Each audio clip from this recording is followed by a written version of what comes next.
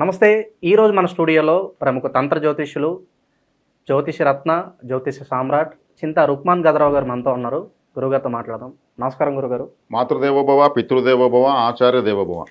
గురుగారు, శ్రీ విశ్వావసు నామ సంవత్సరంలో వృశ్చిక రాశి వారికి ఈ కొత్త సంవత్సరం అంతా కూడా ఎలాంటి ఫలితాలు ఉండబోతున్నాయి ఓవరాల్గా? ఈ 2025-26 విశ్వవసనామ సంవత్సరం ఉగాది శుభాకాంక్షలు వృశ్చిక రాశి వారు తెలియజేస్తూ, ఈ సంవత్సరం వీళ్ళకు ఆదాయం 2, వ్యయం 14, రాజ్యపూజ్యం 5, అవమానం 2 ఉంది. అంటే ఇక్కడ రాజ్యపూజ అవమానాలు, ఆదాయ వ్యయాలు చూస్తే ఆశాజనకంగా లేవు. అదేవిధంగా ఈ రాశి వాళ్ళకు ఒక బెనిఫిట్ ఏంటంటే అర్ధాష్టమ శని వదిలేయడం చాలా మంచి శుభ విషయంగా ఈ చెప్పచ్చు. అర్ధాష్టమ శని వదిలేగానే మనం ఎలాంటి రిజల్ట్స్ చూడొచ్చు అంటారు వెంటనే కూడా? అంటే పంచమ స్థానంలోకి శని ప్రవేశించారు. పంచమ స్థానంలోనే షష్టగ్రహ కూటమి వీళ్ళకి జరిగింది. పంచమం అంటే అదృష్టము, కులదేవత, సంతానము, అదేవిధంగా పూర్వజన్మ సుకృతము, ప్రేమాభిమానాలు, ఆకర్షణ, ఇష్టదేవత, ఇవన్నీ వస్తాయన్నమాట.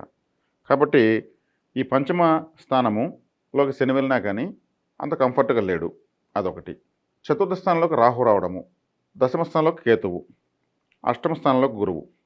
అంటే దీర్ఘ సంచార గ్రహాలు వచ్చి అంత కంఫర్ట్ అయిన ప్లేస్లో లేవు. అర్ధాష్టమిని వదిలిందనే కానీ అది పంచమ స్థానంలోకి వెళ్ళి షష్టగ్రహ కూటమిలోకి కారణమైంది. అంటే పంచమంలో మానసికమైన గందరగోళం, మానసిక స్థానం. కాబట్టి వీళ్ళు ఎంతైనా కులదేవత ఆరాధన ఎంత ఎక్కువ చేస్తే అంత అంత బెటరు, విశేషంగా చేయాలి. కులదైవం కూడా పంచమ స్థానం వస్తుంది. వీరి యొక్క తాత స్థాయిలో ఎవరైనా ఉంటే వాళ్ళకి అరిష్టం అని చెప్పొచ్చు. అంటే తాతను కూడా పంచమ స్థానం తెలియజేస్తుంది. అదేవిధంగా వృత్తి అనే స్థానంలో కేతు ఉన్నాడు. కేతువుకి కర్మే లేదు, కర్మలేని గ్రహం కేతు, అందుకే వైరాగ్యం. కాబట్టి వృత్తిలో వీళ్ళకి మార్పులు జరుగుతూనే ఉంటాయి. ఏది చేయాలో తెలియదు, ఏది చేసినా అనుకున్నంత ఫలితాలు రావు. ఏ జాబ్ చేయాలో తెలియదు, ఉన్నది కూడా స్థిరత్వంగా ఉండదు, ఖచ్చితంగా ఉండదు. ఎందుకంటే కేతు 10వ ఇంట్లో ఉంటే, వృత్తి స్థానంలో కేతు ఉంటే అది వృత్తే ఉండదు. మరి ఈ వృత్తి కొంచెం బలపడడానికి, అలాగే నిరుద్యోగులకు శుభవార్త రావడానికి ఇంకెంతకాలం పట్టొచ్చు అంటారు వీళ్ళకి? వీళ్ళు ఎంతకాలమో వెయిట్ చేసేదానికన్నా ఈ కేతువుకు అధిష్టాన దేవత సుబ్రహ్మణ్య స్వామి, సుబ్రహ్మణ్యారాధన విశేషంగా చేయాలి. తిరుచెందూరు సుబ్రహ్మణ్యారాధన వీళ్ళు చేయడం వల్ల వృత్తిలో ఇప్పుడు ఆల్రెడీ చేస్తున్న వృత్తిలో కొనసాగేదానికి అవకాశాలు బలం పెరుగుతుంది. లేదు వీళ్ళకు అదే స్థాయిలో కొంచెం అటు ఇటుగా ఏదైనా వృత్తి సెట్ అయ్యేదానికి అవకాశం ఉంటుంది. సుబ్రహ్మణ్య ఆరాధన చేయడం వల్ల 4వ ఇంట ఉన్న రాహువు శుభంగా మారుతాడు, 10వ ఇంటిన కేతువు శుభంగా మారుతాడు, అష్టమంలో ఉన్నటువంటి గురువు కూడా వీళ్ళకి అనుకూలంగా మారుతాడు. అంటే ఈ తిరుచెందూరు సుబ్రహ్మణ్య ఆరాధన ఎందుకు చెప్తున్నానంటే ఈ 4 గ్రహాలకు ఆయన అధిష్టాన దేవత తిరుచెందూరులో మాత్రమే ఆ బలాన్ని ఇవ్వగలుగుతాడు. తక్కిన సుబ్రహ్మణ్య క్షేత్రాలు ఉన్నాయి, అన్ని పర్వతాలపైన ఉంటాయి, అక్కడ ఒక్కొక్క కోరిక మాత్రమే ఎదురుతుంది. తిరుచెందూరులో మాత్రము రాహుకేతులు, కుజ, గురు గ్రహాలు యొక్క అనుకూలత పెరుగుతుంది. విశేషంగా చేసుకోవాలి వీళ్ళు. ఆరోగ్యపరంగా ఎలా ఉండబోతుంది సంవత్సరం వీళ్ళకి? ఆరోగ్యపరంగా తీసుకుంటే ఒక విధంగా వీళ్ళకు కొంచెం ఆశాజనకంగా అయితే ఏం లేదు. అట్టనే పూర్తిగా అనారోగ్యం ఉండదు, ఆరోగ్యం ఉండదు, కాస్త అటు ఇటు అది పడేలేస్తూ ఉంటుంది. మనీ ఫ్లో పరిస్థితి ఏంటంటారు గురుగారు ఈ ఓవరాల్గా సంవత్సరంలో? మనీ ఫ్లో పరిస్థితి తీసుకుంటే సాధారణంగా ఉంది. సాధారణంగా అంటే ధనకారకుడు, కుటుంబ స్థానాధిపతి, పంచమ స్థానాధిపతి గురువు అష్టమంలో పడ్డము, చతుర్థానంలో ఉండడము ఒకటి మైనస్ అయింది. అదేవిధంగా అదే పంచమ స్థానంలోకి అదృష్టమైన స్థానంలోకి శని భగవానుడు రావడము, అక్కడ షష్టగ్రహ కూటమి కట్టడము, అదృష్టంలో కన్ఫ్యూజన్స్ వచ్చాయన్నమాట. చతుర్థంలోకి రాహు వచ్చాడు. చతుర్థంలోకి రాహు వస్తే ఏమవుతుందంటే ఆయన చతుర్థ స్థానంలో సంబంధం లేని సమస్యలు ఇస్తాడు వాస్తవంగా. ఇక శుభకార్యాల పరిస్థితి ఏంటి? అలాగే శత్రువుల నుంచి వీళ్ళకి ఏమన్నా ఇబ్బందులు ఏమైనా ఉన్నాయా? శత్రుపీడ ఇలాంటివి ఏమన్నా? వృశ్చిక రాశి వాళ్ళకు 6వ వేల నుంచి ఎటువంటి ఫలితం ఉండదండి. వీళ్ళు వృశ్చిక రాశి వాళ్ళు సహజంగా ఎటువంటి స్వభావం కలిగి ఉంటారంటే వీళ్ళే వ్యతిరేక నిర్ణయాలు తీసుకుంటారు. వాళ్ళకు పనికిరాని నిర్ణయాలు కావచ్చు, చెడు కలిగే ఏదైనా వ్యతిరేక నిర్ణయాలు తీసుకుంటారు. వీళ్ళకు మొదటి శత్రువు వీళ్ళే. కరెక్ట్గా తీసుకున్నా కానీ వీళ్ళకి వ్యతిరేకంగా ఫలితాలు వస్తుంటాయి. అది ఒక వృశ్చిక రాశి వాళ్ళకి మాత్రం జరుగుతూ ఉంటుంది. వృశ్చిక రాశి అంటే వీళ్ళు కామాఖ్య కాళిని ఆరాధించడం చాలా ఉత్తమం. ఎందుకంటే వృశ్చిక రాశి అనేది కాలపురుషునికి అష్టమ స్థానం అంటే జెనెటికల్ ఆర్గాన్స్. కాబట్టి వీళ్ళకు 6వ స్థానంలో మేషరాశి ఉంది. మేషరాశిలో భరణి నక్షత్రం ఉంది. భరణి నక్షత్రానికి అధిదేవత కామాఖ్య కాళికాదేవి. వీళ్ళ రాశి నైసర్గికంగా అష్టమ స్థానం. మరి ఈ అష్టమ స్థానం అంటేనే జెనెటికల్ ఆర్గాన్స్, మన ఇంట్లో బాత్రూమ్ అంటాం. అనురాధ నక్షత్రమే మన బాత్రూమ్ అంటే.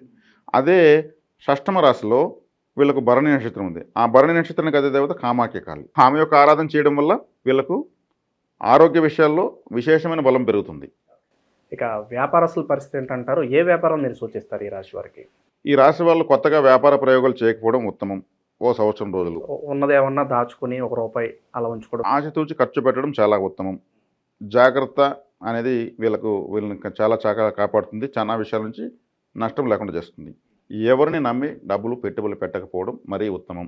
ఎందుకంటే ఇప్పుడు గ్రహాలు దుందుడుకుగా ఏదో ఫలితాలు ఇచ్చే పరిస్థితులు లేవు. అవి సాధారణ ఫలితాలు ఇచ్చే పరిస్థితులు ఉన్నప్పుడు వీళ్ళు అసాధారణమైన నిర్ణయాలు తీసుకోకూడదు. తీసుకోకపోవడం మంచిది. ఈ సంవత్సరం మనకు లీవ్ అనుకుంటే చాలు. ఆ రిస్క్ ఫ్యాక్టర్ అనేది తగ్గించుకోవాలి. ఇక విద్యార్థులు, ఉద్యోగస్తులు వీళ్ళ పరిస్థితి ఎలా ఉండదు? విద్యార్థులు తీసుకుంటే 4వ స్థానంలో విద్యాస్థానంలో రాహు ఉన్నాడు.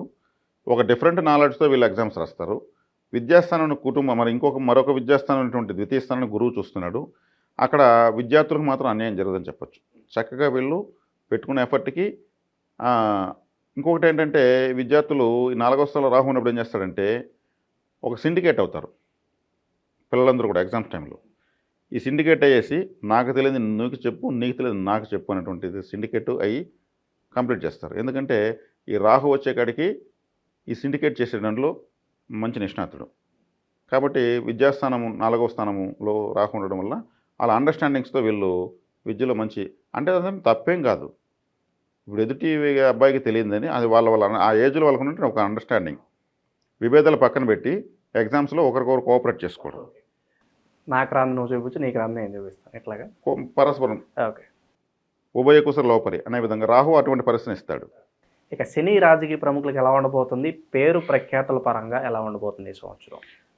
సినీ రాజకీయ ప్రముఖులకు సినిమానికి సంబంధించినటువంటి గ్రహం రాహువే. రాహు సిల్వర్ స్క్రీన్, రాహువు చంద్రుడు శుక్రుడు. కాబట్టి అనుగ్రహం ఉంటేనే స్టార్స్ లాగా మారొచ్చు, లేదా రాజకీయంలో రాహు కనికట్టు గ్రహం. హిప్నాటిజము, మరి సినిమా రంగము, యూట్యూబ్ రంగము ఇవంతా కూడా రాహువే. సినిమా రంగం అంటే ఉన్నది లేనట్టు, లేనిది ఉన్నట్టు చూపించాలి. కాబట్టి ఈ కనికట్టు అలాంటిది యాక్టింగ్ అంటే క్రియేటివిటీ, దానికి రాహువే కారకుడవుతాడు. కెమెరాకి, సీసీ కెమెరాకి, ఇన్వెస్టిగేషన్కి, నటనకి, వీటన్నిటికీ రాహువే కారణం. కాబట్టి రాహు 4వ ఇంట్లో ఉన్నాడు. ఆ విభాగంలో వీళ్ళకు మంచి ఫలితాలే, సానుకూలమైన ఫలితాలే ఉంటాయి. రాహువు 4వ ఇంట్లో ఉంటాయి. ఇక వివాహాల పరిస్థితి ఏంటి? అలాగే సొంత ఇంటి కళ నెరవేరడానికి కొత్త సంవత్సరంలో ఎంతవరకు అవకాశాలు కనిపిస్తుంది? సొంత ఇంటి కళ నెరవేరుతుందండి, ఖచ్చితంగా నెరవేరుతుంది. 4వ ఇంట్లో రాహు ఉన్నాడు, కంఫర్ట్గా ఉన్నాడు. సొంత ఇంటి కళ నెరవేరినా కానీ వీళ్ళు మాత్రం తృప్తి పడరు. ఇంటి ఇంకా ఏదన్నా బాగా లోటుగా ఫీల్ అవుతారు. ఇప్పుడు ఇల్లు కట్టడం చాలా తక్కువ ఖర్చే. ఇంటి లోపల పెట్టే ఖర్చు అడుగున ₹1,00,000 ఖర్చు పెట్టచ్చు. అలా పెట్టాలనుకుంటారు. అప్పుడు వీళ్ళు పెట్టలేరు. నేను అనుకున్న విధంగా కట్టుకోలేకపోయాను అనేటువంటి అసంతృప్తి అయితే వీళ్ళకి కలుగుతుంది. సో కాస్త వేచి ఏమన్నా కొంచెం ఆర్థిక స్థితి బలపడ్డాక ఇవన్నీ ప్రయత్నించడం బెటర్ అంటారు. ఖచ్చితంగా అది మంచి సూచన. అలా ఆలోచించడం వల్ల వీళ్ళకు తొందరలో సంవత్సరం తర్వాత గురుబలము 9వ స్థానంలోకి వచ్చి రాశిని చూడడము అంటే ధనకారకుడు. అప్పుడు మేము అనవసరంగా అప్పుడు తెలియకుండా ఎట్టంటే ఖర్చు పెట్టేశాము. ఇప్పుడు మేము కానీ ఆ డబ్బులు ఇంకో రకంగా ఖర్చు పెట్టిన బాగుండేది అనే పరిస్థితి వస్తుంది. కాబట్టి వీళ్ళు ఆచితూచి వెళ్ళడం మంచిది గృహ నిర్మాణంలో కూడా. ఓకే. ఇక సంవత్సరం అంతా చేసుకోవడానికి వీలుగా అంతా మంచి జరగడానికి మంచి రెమెడీస్ ఉంటే తెలియదండి వీరి కోసం? గురు దత్తాత్రేయ ఆరాధన, అదేవిధంగా సుబ్రహ్మణ్య ఆరాధన, అదేవిధంగా వరాహస్వామి ఆరాధన. ఈ 3 విశేషంగా ఎంత ఎక్కువ చేస్తే అంత మంచి ఫలితాలు వీళ్ళు పొందొచ్చు. ఓవరాల్గా ఈ రాశి వాళ్ళకి సంవత్సరం అంతా కూడా ఎలాంటి ఫలితాలు ఉంటాయి? మీ మాటలో చాలా చక్కగా వివరించారు గురుగారు. ధన్యవాదాలు.